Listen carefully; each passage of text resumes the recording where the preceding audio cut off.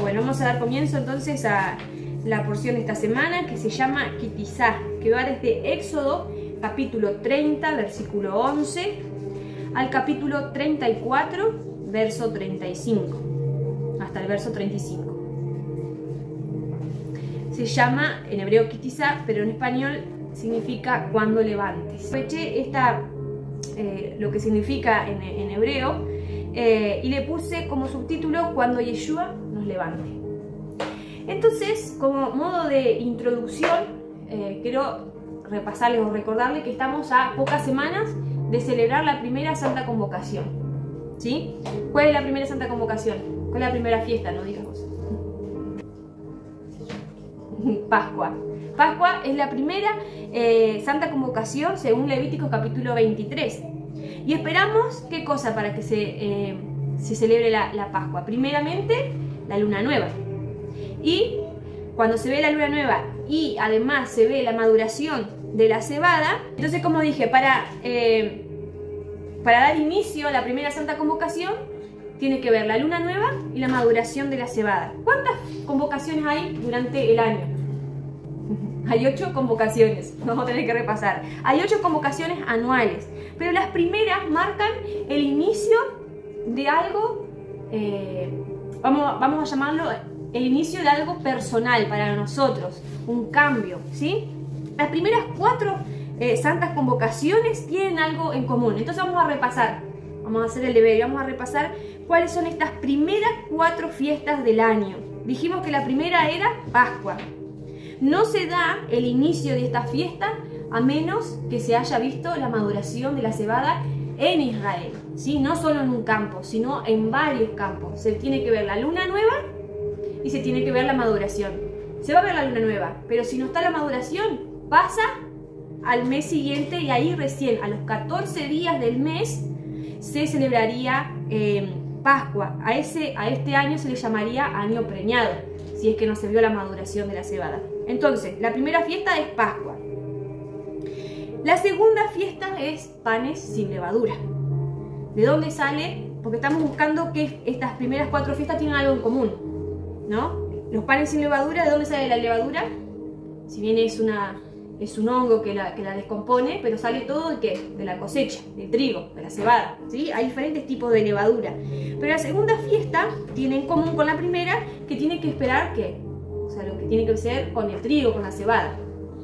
¿Sí? Después vamos a ver cuál es la parte espiritual. La tercera fiesta, ¿cuál es? La fiesta de primicias, o conocido también como los primeros frutos.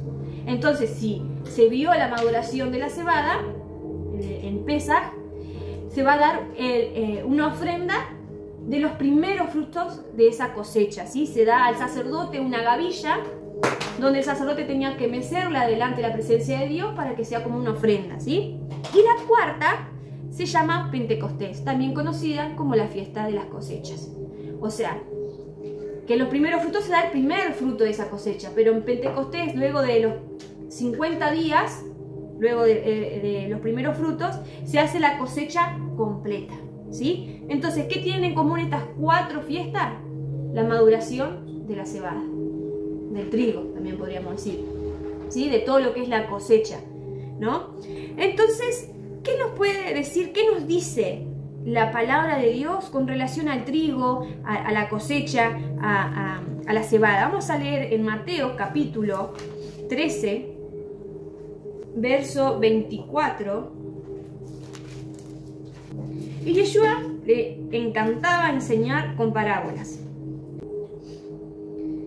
Nos va a enseñar la parábola del trigo y la cizaña. Y dice así: le refirió otra parábola diciendo: el reino de los cielos es semejante a un hombre que sembró buena semilla en su campo, pero mientras dormían los hombres, vino su enemigo y sembró cizaña entre el trigo y se fue. Y cuando salió la hierba dio fruto, entonces apareció también la cizaña. Aquí vemos el primer frutito. Vinieron entonces los siervos del padre de familia y le dijeron: Señor, ¿no sembraste buena semilla en el campo? ¿De dónde pues tiene cizaña? O sea, ¿de dónde salió? Y él les dijo: un enemigo ha hecho esto. Y el siervo le dijo: ¿quieres que vayamos y le arranquemos? Y él les dijo, no sea que arranque la cizaña y arranque también con ella el trigo. Dejad crecer juntamente lo uno y el otro hasta la siega. ¿Cuándo pasaba la siega? En Pentecostés, en la cosecha completa. Y el tiempo de la siega, yo diré a los segadores, recoged primero la cizaña, atadla en manojos para quemarla, pero recoged el trigo en mi granero. Entonces Yeshua les explica esto a sus discípulos en el verso 36. Entonces, despedida la gente, entró Yeshua en la casa y acercándose él y sus discípulos le dijeron, explícanos la parábola de la cizaña del campo. Respondiendo él les dijo, el que siembra la buena semilla es el Hijo del Hombre, el campo es el mundo, la buena semilla son los hijos del reino y la cizaña son los hijos del malo. El enemigo que sembró es el diablo, la siega es el fin de los siglos y los segadores son los ángeles. De manera que, como se arranca la cizaña y se quema en el fuego, así será el fin de este siglo. Enviará el Hijo del Hombre a sus ángeles y recogerán de su reino a todos los que sirven de tropiezo y a los que hacen iniquidad. Y los echará en el horno de fuego, allí será el lloro y el crujir de dientes. Entonces los justos resplandecerán como el sol en el reino de su Padre. El que tiene oídos para oír, oiga. Entonces, las primeras 4 santas convocaciones nos hablan de la maduración de los hijos de Dios, que están sin levadura, porque se acuerdan, ¿no? Una de las fiestas era panes sin levadura, que están sin levadura, pero la levadura de maldad. Pero están maduros para las siguientes 4 convocaciones. O sea, ¿qué tienen en común estas 4 fiestas? La maduración. Nosotros somos el trigo, que tiene que estar maduro, pero que tiene que estar sin levadura de maldad, ¿sí? De pecado. Amén. Para pasar a la siguiente fase, a las siguientes 4 santas convocaciones. ¿Y cuáles son esas santas convocaciones? ¿Cuál viene después de Pentecostés? La fiesta de trompetas. ¿Qué recordamos en la fiesta de trompetas? La venida de Yeshua. Esa fiesta nosotros la conocemos como el día y la hora que nadie sabe. ¿Por qué? Porque esperamos ver la luna nueva. No sabemos en qué momento exacto del día o del mes va a venir, va a estar esa fiesta. Entonces, en esa fiesta, Yeshua nos va a levantar. ¿Qué decía la palabra del trigo y la cizaña? Que los ángeles van a recoger ¿a quién? A la cizaña. Y la van a apartar cuando estén maduros. O sea, la cizaña no madura. Y Yeshua va a venir y va a recoger y los va a guardar en su granero. No decía, estoy haciendo una comparación acá con lo que nos habla de la parábola, ¿no? Si nosotros, como trigos, no estamos maduros, el que nos va a recoger van a ser los ángeles como la cizaña. Entonces tenemos que estar maduros, espirituales, para la fiesta cuando Yeshua venga y nos levante. Por eso le puse, cuando Yeshua nos levante. Tenemos que estar maduros. Luego viene de la fiesta de trompetas el día del juicio, el día de expiación. Luego viene la fiesta de tabernáculos, que Yeshua dijo que iba a ser morada para nosotros, ¿se acuerdan? Y luego viene la fiesta del 8º día, cielo y tierra nueva. Pero antes de esas 4 fiestas tenemos que estar maduros. Tenemos que ser ese trigo que Dios quiere para nosotros. Entonces, hago una pregunta. ¿Qué significa Santa Convocaciones? La palabra convocación ya tiene que decirnos algo, ¿no? Un encuentro. Nos está convocando. Entonces, ¿quién nos está convocando? Es un encuentro del pueblo de Dios con su Creador. Pero antes de estar prontos para que Él nos levante, para que tengamos ese encuentro en un futuro con el Señor, debemos estar maduros. Entonces ahora vamos a entrar a la porción. Éxodo 30, vamos a estar leyendo, verso 11 al 16.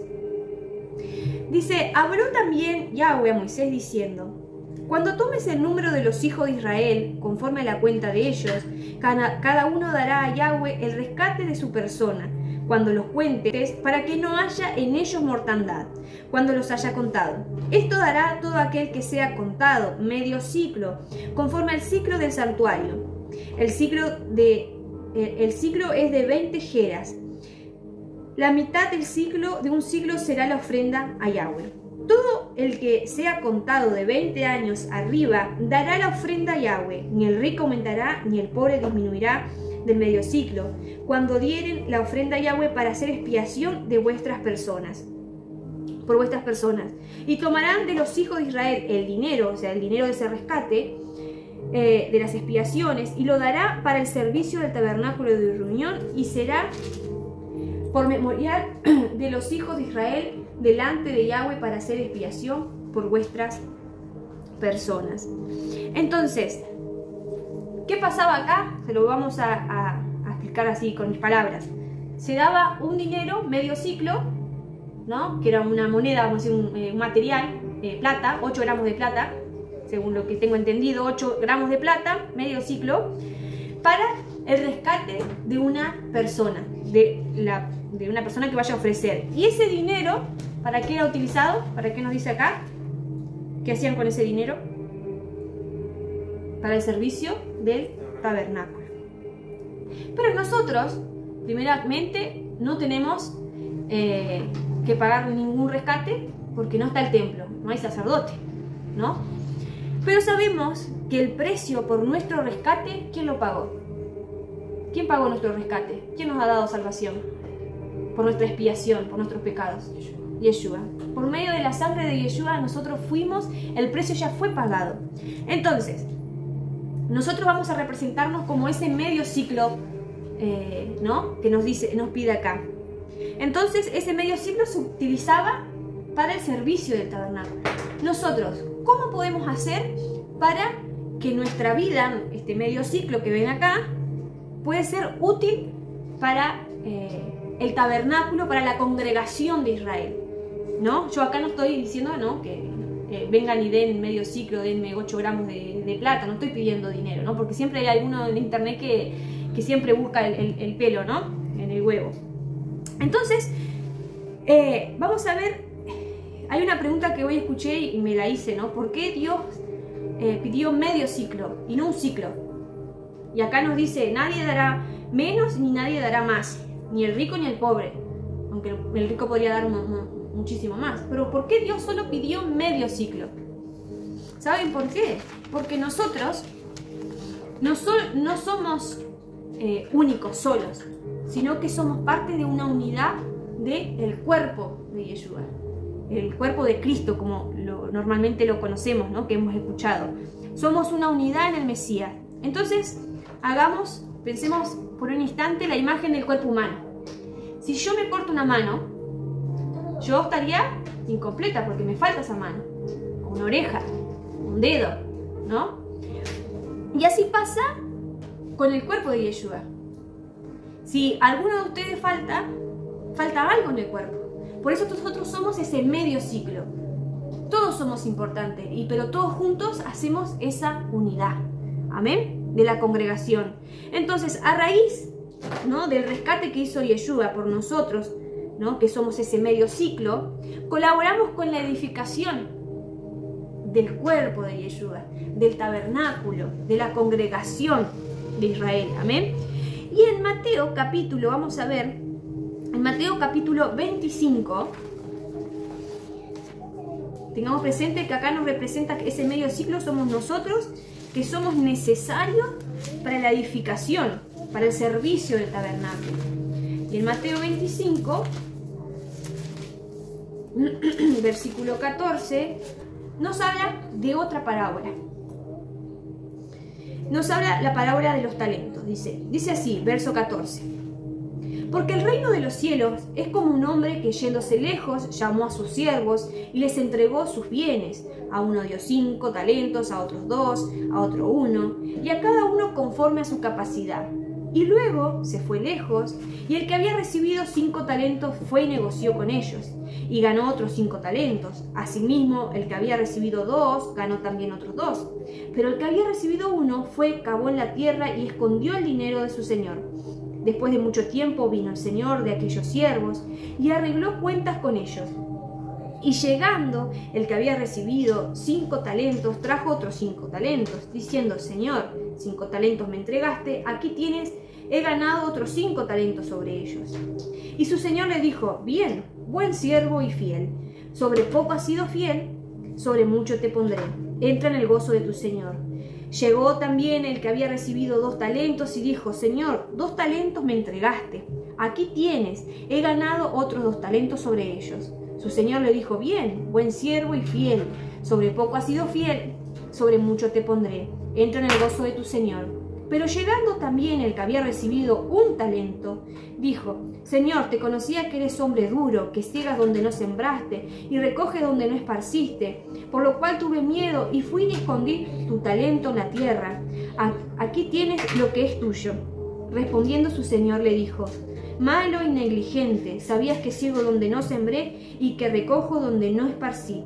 Por tanto, debías dar mi dinero a los banqueros, y al venir yo hubiera recibido lo que es mío con los intereses. Vamos a leer hasta ahí. Pero a cada uno se le dio conforme a su capacidad, nos dice en el verso 15, ¿no? Conforme a su capacidad, talentos. Todos estos eran medios, vamos a llamarle, que eran medio ciclos. A cada uno de nosotros, que somos ese medio ciclo, necesitamos.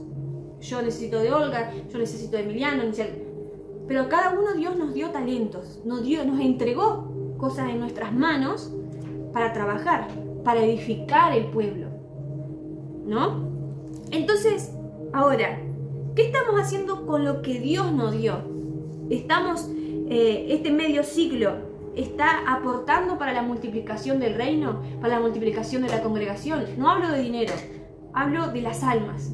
Estoy edificando con amor, con cariño, estoy evangelizando, estoy orando, estoy compartiendo el pan con el necesitado, hablo con verdad en mi trabajo, en la escuela, en el gimnasio. Estamos siendo de testimonios para los que no son creyentes. Estamos aportando respeto, honra, cariño a aquellos que no conocen, ¿no? Porque muchas veces me pueden decir: bueno, pero yo no sé evangelizar. Está bien, está perfecto. Por eso dije, Dios nos da capacidades diferentes a cada uno de nosotros. Pero todos somos necesarios. Algunos tienen el talento de la música y llega a evangelizar a través de la música. Otros tienen el don de la palabra y a través de la palabra. Otros tienen carisma para... A mí, por ejemplo, a mí me cuesta dar abrazos. No sé, cuando me abrazan mucho así, yo no sé qué hacer, ¿no? Hay personas que tienen esa facilidad de abrazar ¿no? Así, a mí me cuesta, pero a cada uno Dios nos dio ese talento de hablar y de hablarle del Señor, ¿no? Nuestras actitudes, ¿no? Nuestras capacidades, ¿están edificando? O sea, ¿estamos colaborando con ese medio ciclo? Entonces cada uno piense: yo soy ese medio ciclo.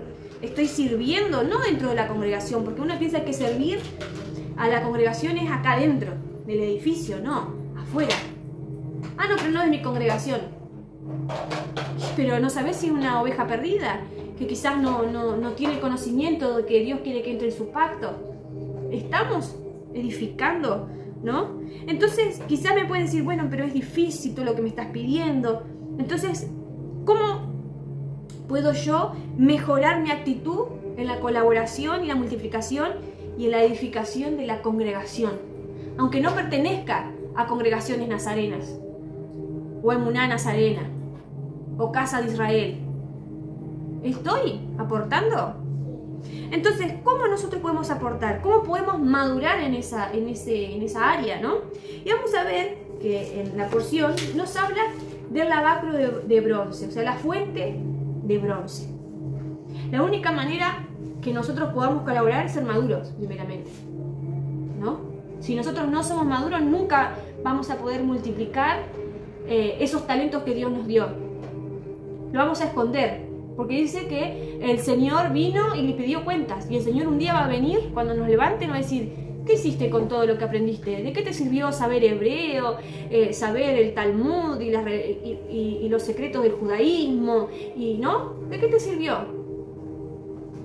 No estabas maduros, solo creciste en conocimiento, pero no aplicaste nada en tu vida. Entonces, acá en Éxodo capítulo 30, versículo 17, nos habla de la fuente de bronce, el lavacro de bronce. Habló más Yahweh a Moisés diciendo: harás también una fuente de bronce con su base de bronce para lavar, y la colocarás entre el tabernáculo de reunión y el altar, y pondrás en ella agua, y de ella se lavarán Aarón y sus hijos y las manos y los pies. Cuando entren en el tabernáculo de reunión, se lavarán con agua para que no mueran. Y cuando se acerquen al altar para ministrar, para quemar la ofrenda encendida para Yahweh, se lavarán las manos y los pies para que no mueran. Y lo tendrán por estatuto perpetuo, él y su descendencia por sus generaciones. Vuelvo a lo mismo. Ustedes guardan Torá, entonces tienen que hacer un lavacro, no, pero acá, por ejemplo, habla que era solo para Aarón y para sus hijos. Pero recuerden que Dios nos dijo que nosotros, ¿qué éramos? Un reino de sacerdotes, ¿no? Dios quiere que seamos sacerdotes. Entonces, va a llegar el momento que vamos a presentarnos delante de Dios, así como Moisés, como Aarón y sus hijos, para estar delante de la presencia de Dios. Y nos va a ver que ni nos lavamos las manos y ni nos lavamos los pies. No estoy hablando literalmente. Voy a decir, qué pata sucia, como decimos acá. No. Vamos a ver, ustedes saben qué representa el lavacro. Esto no era como un... Está bien. No era un acto o una fuente, vamos a decir, sin importancia, ¿no? El lavacro no era, sí me lavo las manos, los pies y hago la ofrenda, después puedo entrar en el lugar santo y después puedo entrar en el lugar santísimo. No. El lavacro era muy importante. ¿Por qué era importante? Porque eso nos habla de la responsabilidad y la conciencia de entrar en el lugar, o sea, en el templo. O sea, no es como algo así nomás, ¿no? Entonces, ¿ustedes saben de qué estaban hechos? Obviamente que dice lavacro de bronce, va a decir, bueno, sí, de bronce estaba hecho, ¿no? Pero ¿de qué materiales, qué utilizaron? Eran de los espejos que habían traído desde Egipto. ¿Se acuerdan que Israel había salido pobre? O sea, eran esclavos, no tenían oro, joyas ni nada. Pero los egipcios le dieron joyas, plata, oro. Y con todo ese oro que tenían, eso, bronce, plata, ellos pudieron hacer el tabernáculo. Y una de las cosas que se utilizaba para hacer, por ejemplo, los espejos era el bronce. Entonces esa fuente de bronce pulida, ¿qué le ponían adentro? Agua. Entonces imagínense, en el bronce bien pulido, con agua, nosotros podemos ver ¿qué cosa? Nuestro reflejo. Entonces, vamos a leer en 2 de Corintios. El lavacro de bronce, literalmente lo que hacían los sacerdotes, era ver su suciedad. Ellos podían ver que ellos vivían en el desierto, ¿no? También había sacrificios, traían los animales. Ellos tenían que lavarse antes de entrar, ¿no? Al altar de Dios. 2 de Corintios capítulo 3, y vamos a leer versículo del 15, pero el 18 es el fundamental. Entonces dijimos que este lavacro, esta fuente de bronce, lo que hacía literalmente era que los sacerdotes, Aarón y los que ministraban, podían ver su suciedad, ¿no? Podían ver su reflejo. Y dice, y aún hasta el día de hoy, cuando se lee a Moisés, el velo está puesto sobre su corazón, sobre el corazón de ellos. Pero cuando se conviertan al Señor, el velo se les quitará. Porque el Señor es el Espíritu, y donde está el Espíritu del Señor, allí hay libertad. Por tanto, nosotros todos, mirando a cara descubierta, como en un espejo, la gloria del Señor, somos transformados de gloria en la misma imagen como por el Espíritu del Señor. Cuando nosotros nos convirtamos al Señor de todo corazón, nos vamos a mirar en este espejo y nos vamos a mirar y nos vamos a hacer, vamos a mirarnos y vamos a ser transformados. Entonces ustedes me pueden decir, ¿pero transformados por el espejo? No entiendo. No, vamos a ser transformados por el agua que nos limpia. ¿Cuál es el agua que nos limpia? La palabra de Dios. Entonces, el lavacro funcionaba espiritualmente también para mostrarnos cuán sucios estábamos. La palabra nos confronta a nosotros, ¿no? La palabra nos muestra, mirá, tenés orgullo, tenés ego, mentís, estás subido a un caballo, vamos a decir, como decimos acá, ¿no? La palabra es la que nos va a mostrar ese reflejo. Dice, a cara descubierta. O sea, no vamos a ver La palabra mismo, este es mi espejo. Y ahí me va a mostrar todo cómo soy yo. Si piensen, tengo un granito acá, tengo imperfecciones, no sé qué. La palabra mismo va a ser la que nos transforme, ¿no? Entonces, nosotros no tenemos que caer en la rutina, por ejemplo, de que solo una vez en la semana leamos la palabra. Yo vengo el Shabbat a leer la palabra. Entonces nuestra transformación, nuestra madurez va a ser mucho más lenta. Pero sin embargo, y hacemos el ejemplo, nosotros todos acá nos bañamos todos los días. Imagínense que nos bañemos solo una vez a la semana. ¿Qué nos pasaría? Primero que del trabajo nos echan. El marido o la esposa nos corre del cuarto, ¿no? Porque necesitamos bañarnos todos los días, porque todos los días hacemos nuestras necesidades, todos los días transpiramos, trabajamos. Y así es la palabra de Dios. Si nosotros leemos solo una vez en la semana su palabra, que es la que nos limpia, así como el lavacro donde nos muestra, ¿no?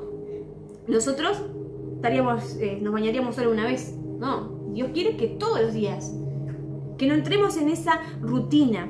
Entonces, si nosotros leemos solo una vez, entramos en una transformación lenta. Y lo único que estaríamos demostrando es la poca responsabilidad y la poca seriedad que le damos al rescate que hizo Yeshua por nosotros. Amén. Entonces, tenemos por un lado en el tabernáculo el altar de bronce, ¿no? Donde se hacían los sacrificios. Sabemos que ahí fuimos redimidos. ¿Por quién? Por Yeshua. Después tenemos el lavacro de bronce, ¿sí? Ahí que somos purificados. ¿A través de qué? De su palabra. A través de su palabra nosotros, ¿qué nos pasa? Somos transformados y maduramos. ¿Se acuerdan? Que todo lo del principio hablamos de la maduración. Luego, recién ahí, nosotros podemos entrar en el lugar santo. ¿Qué se hacía en el lugar santo? Ministrar. Nosotros a veces, Ricardo siempre nos habla, ¿no? Se ponen de maestro, mucho, y así empezaron, y no sé qué, no sé cuánto, nos dice, ¿no? Y se enoja, ¿no? O sea, se enoja pero con razón. Porque nosotros pensamos que así ya empezamos a enseñar. Y nosotros también lo hicimos por el afán de decir, no, esto lo tiene que saber. Pero aprendimos que primero tenemos, ¿qué cosa? Madurar. Y ni siquiera sabemos la fiesta. Ni siquiera comprendemos el significado de todas las fiestas, de las 4, ni las 4 últimas. Entonces, primero el precio ya fue pagado. Fuimos redimidos por Yeshua. Fuimos lavados por su palabra, ¿no? En el lavacro. Maduramos a través de su palabra, nos muestra nuestro pecado, nos muestra qué sucio estamos, qué cosas tenemos que cambiar. Y recién ahí podemos entrar a servir, ¿no? Sí, yo quiero ser pastor, yo quiero evangelizar, pero ¿aprendiste sobre Shabbat? ¿Aprendiste sobre la fiesta? ¿Aprendiste sobre...? No, son inmaduros, ¿no? Y luego tenemos el lugar santísimo, que por Yeshua nosotros tenemos entrada libre y gratuita. O sea, no hay velo, no hay nada que nos impida. Pero primero teníamos que madurar, porque el precio ya se pagó, gratis. Porque Él fue y nos consultó, ¿querés que yo te salve? No, fue gratis. Pero tenemos que madurar en su palabra. Tenemos que tener seriedad en lo que estamos aprendiendo. Amén. Y luego, sí, por último, tenemos la entrada libre a la presencia de Dios, ¿no? Entonces vamos una vez, oramos y Dios dice, pero sí, durante la semana ni te bañaste. Lo hablo así, ¿no? Ni te bañaste, ni oraste, ni buscaste mi palabra. Toda la semana te estuve hablando, te quise hablar y no escuchaste, ¿no? Algunos piensan, Dios no me habló, pero ¿abriste la Biblia? Y algunos piensan que Dios le va a hablar así con voz audible. Pero si no abrimos la Biblia, ¿cómo esperamos que Dios nos hable y Dios nos cambie? A veces Dios tiene que pegar unos sacudones para que aprendamos. Entonces, después de todos esos pasos, podemos entrar en esa comunión completa con Él, porque estamos maduros. Y cuando Yeshua venga, va a decir, bueno, acá están mis sacerdotes que se limpiaron, que fueron maduros, están sirvieron para el tabernáculo, para la congregación, para la edificación, se multiplicaron a través de sus actitudes, a través de sus acciones. Entonces lo que Dios nos está pidiendo a nosotros es maduremos, Dejemos las niñezadas, no sé cómo se dice la palabra, pero me ofendió porque me dijo esto, o porque dijo lo otro, porque no me saludó, porque se fue a la congregación, porque... Yo he visto tanto, miren hermano, vi tantas inmadurez de gente de 20 años de congregación, de creyente. No porque no me pusieron delante del coro y yo quería estar ahí, no porque no me dieron el micrófono, no porque el pastor no me dejó enseñar, no porque no sé qué. Y nos vamos de la iglesia, y nos alejamos de Dios. Yeshua va a venir. Y todas esas capacidades que Dios nos dio no las supimos aprovechar. ¿Por qué? Porque fuimos inmaduros, porque estamos ofendidos. Entonces Dios quiere que maduremos, que crezcamos. Somos necesarios el uno y el otro. Si estamos separados, ¿cómo vamos a estar? ¿Cómo vamos a crecer? Si estamos desunidos, no podemos crecer. Entonces eso es lo que quiero compartir con ustedes, que maduremos, que tomemos en serio la palabra de Dios, que podamos ser de edificación, de multiplicación para otras congregaciones, para que puedan crecer y puedan ver la verdad de Yeshua. Amén.